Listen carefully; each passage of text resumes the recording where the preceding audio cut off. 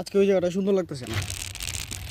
তবে আজকে যেটা সুন্দর লাগতেছে এটা হচ্ছে এদিককার লাইটটা।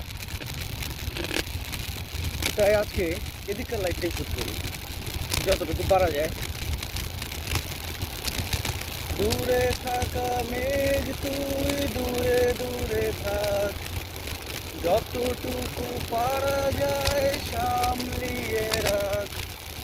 দূরে থাকা মেঘ তুই দূরে দূরে থাক, যতটুকু পারা যায় সামলিয়ে রাখ।